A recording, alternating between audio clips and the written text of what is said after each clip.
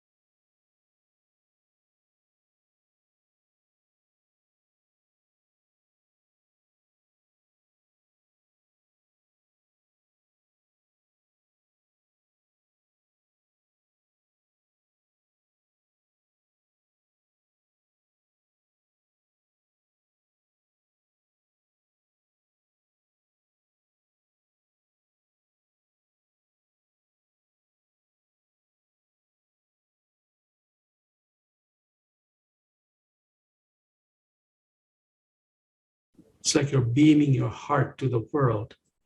And as you're drawing it, you're taking all the love from the universe into your heart and down to the root chakra.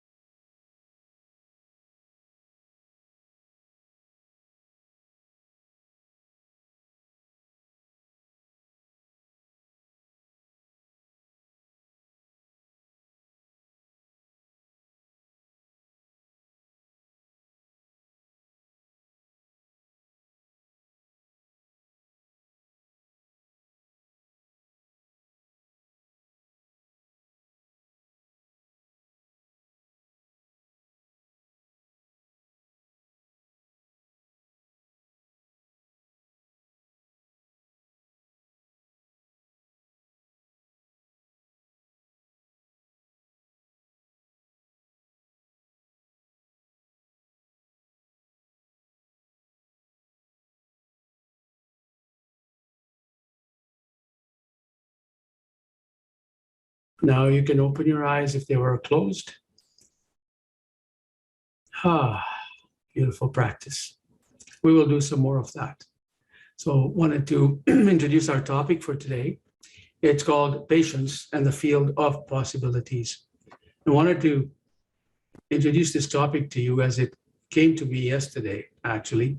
I was out walking in nature with a friend of mine, and we were discussing patience and how we used to really get concerned, get angry at the universe because things were not moving as fast as we want them to move for betterment of our lives. We have yearnings, we have goals, we have aspirations, and things don't seem to fall in place during the time or in the time that we wanted to fall in place. We were both laughing about it because we've been there, we've gone through that process, and now we are at peace with that particular aspect.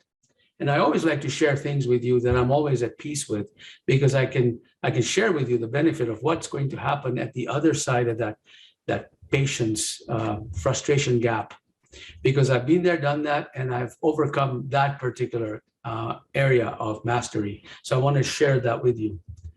I wanted to explore a bit with you the metaphor of a farmer. A farmer will plant a seed.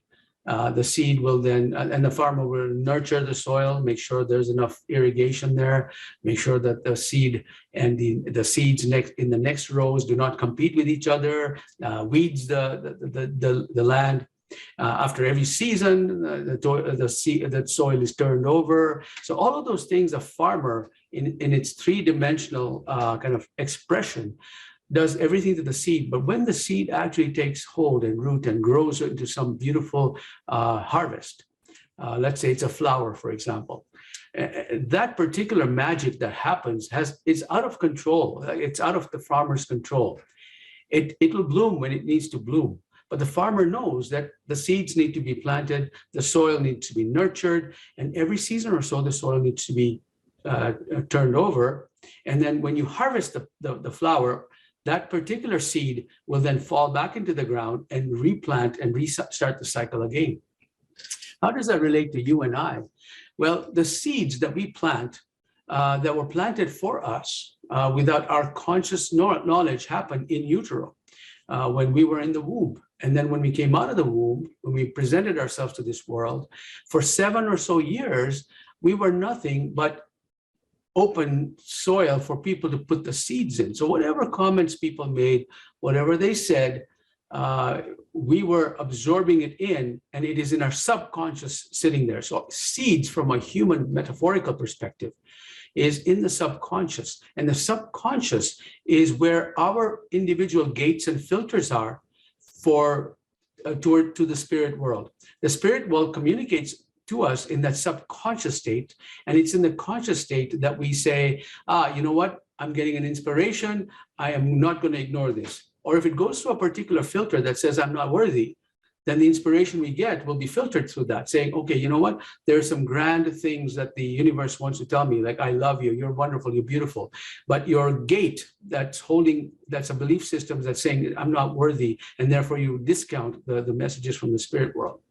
So how do you change that belief system that's in your subconscious? And we have the mechanism to do that. We have the mechanism to change the limiting beliefs. It's by, just like a farmer harvests a plant, the farmer can take the seed from that plant and plant it back, which is re-establishing a belief system when you've actually expressed a behavior. So that flowering, that harvesting, the blooming of the flower in the farmer's metaphor is a behavior that you exhibit, that you get a sense that this is not the right behavior for me, or it's something that I don't want to have, or it's an outcome I do not want to experience. That is your kind of conscious awareness. That's your flower that you're smelling, metaphorically speaking, that says, this is not what I want. So then the idea there is for the farmer to take that flower and not use the same seed to plant for the next harvest, but to actually bring in a new plant, which is a new seed, which is a new limiting belief, replacing thought or an idea that takes root in your subconscious. And it will not take root unless you have patience for nurturing. And what is that nurturing? When you plant a new seed, The nurturing is self-love. The nurturing is nutrition, eating healthy, movement, exercise, looking in the mirror and looking at yourself and saying, I love you. That's the nurturing of that. And once you do that, a new flower will bloom in a different version of you. And when that's done, you can move to the next level by saying, okay, do I want to plant this again, or do I want to bring a new one? And do I want to plant a new belief system in my body because I am ready to master the next level? Now, it's easier said than done, I grant it. In these 5 minutes, we don't have time to go into the nitty-gritty details, but there will be a deep dive program coming up, perhaps in February, or this February, which is tomorrow, or March, that will explore this a little bit more so you can get a handle on it, all right? So for now, take that as a thought process, take that as a seed, plant that as a seed in your psyche right now and mull over it for this week. All right, so let us now go back and practice our wonderful practice that we always do. It is now we're going to add one more level and layer to this. And the level and layer we're going to add to this will be emotions. Emotions is one of the nurturing aspect of planting that seed for the seed to take root. And the more elevated, positive feeling, feel-good emotions you have, the better the product or the harvest will be.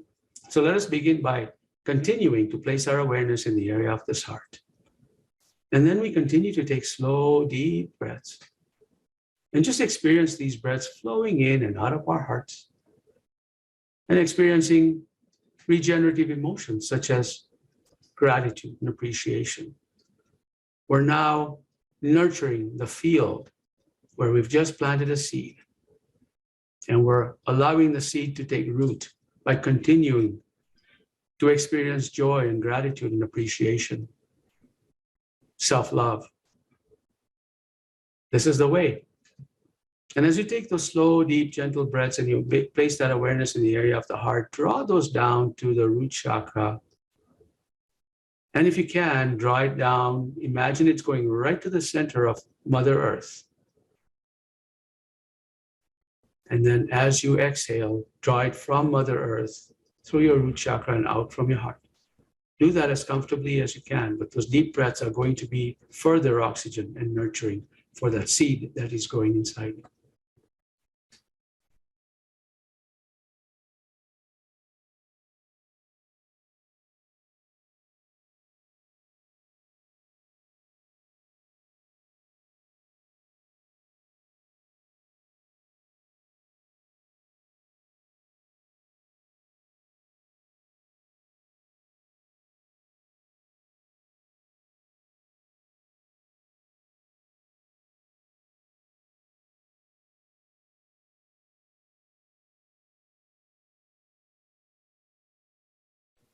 Ask your body to allow you to experience a more intense, elevated version of that emotion. The more powerful the emotion, the better the harvest. Let's get that emotions of self-love and gratitude and appreciation really take root in your system, where you're feeling it in every cell in your body. Let's nurture that seed.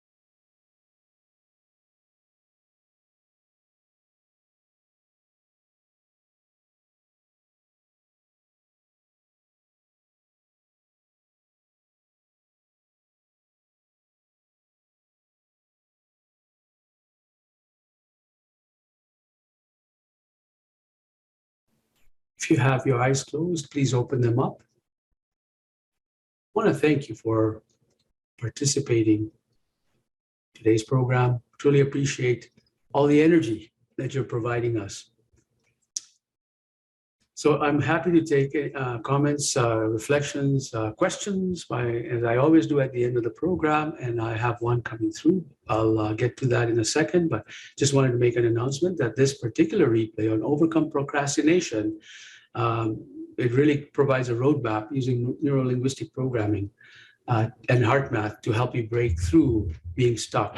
There are reasons why people are stuck and not able to do something that they really must do. And I give an example of, my corporate taxes, right? Kind of held off for an entire year. And I knew that I had the time, I just didn't feel like doing, and I didn't know why. And I used some techniques and I broke through that eventually a year later. But I ended up paying a huge penalty to the government. That's okay, it's going to help others, I guess. But one of the things that I experience in gratitude when I do that, because I have to pay taxes as well, and there's late penalties, is thank God that I'm paying taxes, because that means I'm earning money. That means I'm serving in this way and being able to serve, continue to serve. So those are the kind of gratitude pieces that I import. But anyways, this particular program for 1 hour deep dive gives you that particular opportunity to explore some of these techniques so you can break through your own procrastination. If you're an Ignite member, you'll be able to access that for free. If not, you may want to check out Ignite membership. It's a low cost monthly, and you can cancel anytime. If I can help you, support you one-on-one, happy to do that. Just scan that QR code and we can set up an appointment, or just send me an email and we can set up a quick discovery chat to see if we're the right fit for each other. All right, questions. Let's see what we have going on here. So we've got a couple of comments coming through here. Let me just move myself out of the way in here. And all right, here we go. All right, so we have the first one. Good morning, Cynthia. Thank you for joining us. Meliha, Amber, Dr. Wolf, thank you, Shamir, for the Monday morning heart reminder. Absolutely, my pleasure. Josie, thank you, my dear friend, always inspirational. Much love to you and everyone here. Thank you, Josie. Wonderful. Stay warm, because it's going to snow pretty soon here. Josie and I are in the same city. Nothing else coming through. I want to thank every one of you for participating at 9 o'clock. Really helps create that energy when everybody's here. It's beautiful. I can feel it, and I'm sure you can too. So thank you so much. And we'll chat with you next week, or send me an email if there's any support I can give you. There's a comment from Cynthia. Teresa, you're welcome. Thank you for joining us.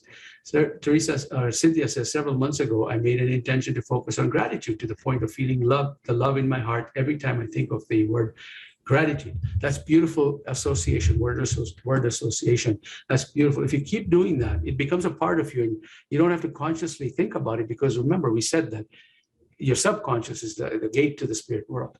And that subconscious, if you now just have nothing but gratitude all the time, it becomes a program of a belief system that serves you really well. So the more intense that gratitude and appreciation is on an ongoing basis, the more powerful the harvest will be. Thank you for sharing that, Cynthia. All right, no more comments coming through. You're welcome. Thank you, Carol. Lovely to see you here. Wonderful, Cynthia. Thank you. Namaste, Cynthia.